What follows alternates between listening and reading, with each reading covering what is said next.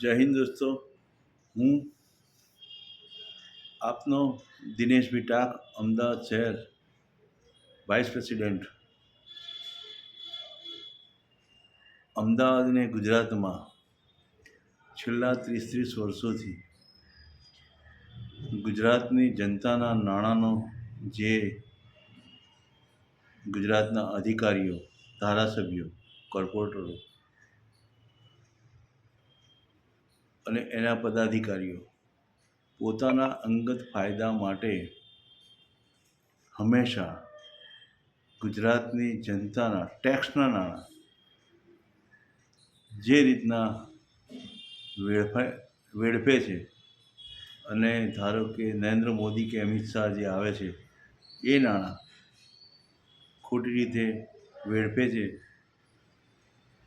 એનો નગ્ન ચિતાર કાલે અમે જે રીતના સીજી રોડથી મીઠાખડી આવવાના રસ્તા ઉપર સરદાર પટેલ ભવન પાસે જે 18 મીટરનો રોડ હતો, એ એએમસી એના અધિકારીઓ એના બુદ્ધિનું પ્રદર્શન કર્યું છે. એક સામાન્ય નાગરિક પણ સમજી શકે છે આવતો જતો, જે 18 મીટરનો રોડ છે તેમાં 9 મીટરની ફૂટપાથ બનાવવામાં આવી છે. એ 9 મીટરની ફૂટપાથ બનાવવામાં જે રીતના લોકો એ 9 મીટરનો રોડ બન્યો છે, આ ફૂટપાથ બન્યા પછી ત્યાંના એક અધિકારીને ખ્યાલ આવ્યો કે આ બહુ ખોટું થઈ રહ્યું છે. તે છતાં હજી એ કામ રોકવામાં નથી આવ્યું અને સતત આ નાણાંનો વ્યય થયો છે. એ છેલ્લા 32 કરોડ રૂપિયાનું બજેટ છે, એ બજેટ આવી રીતે ખોટી રીતે વાળફવામાં આવે છે અને રોડ ટૂંકા કરી દેવામાં આવે છે.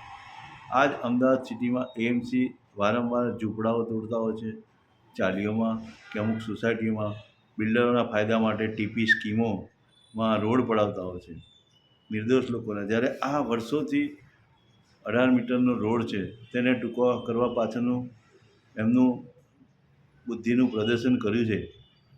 તો શું આ યોગ્ય છે? જો આ અયોગ્ય છે તો એના માટે જે તે અધિકારીઓ,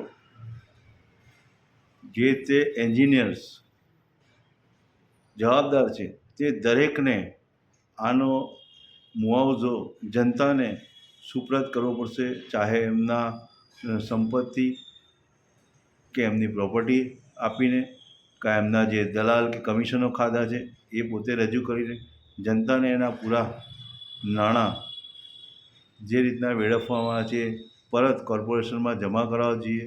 અને અમદાવાદ મ્યુનિસિપલ કમિશનરને મારી વિનંતી છે કે આવા અધિકારીઓ જે રોડ રસ્તા ડેવલપિંગના નામે કરોડો રૂપિયાના ભ્રષ્ટાચારો કરે છે, એવાને સસ્પેન્ડ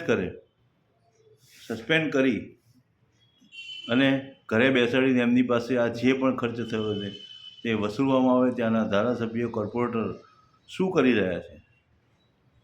એ ફક્ત પોતાની મલાઈ ચાટવામાં જ રસ છે. તેથી દરેક જાગૃત નાગરિકોને મારે નમ્ર વિનંતી છે કે તમારા પૈસાનો જ્યાં વેડફાટ થતો હોય ત્યાં તમે અવાજ ઉઠાવો અને ત્યાંના અધિકારીઓને એમનું ધ્યાન દોરો. એ મારી નમ્ર વિનંતી છે. જય હિન્દ, જય ભારત, ભારત માતા.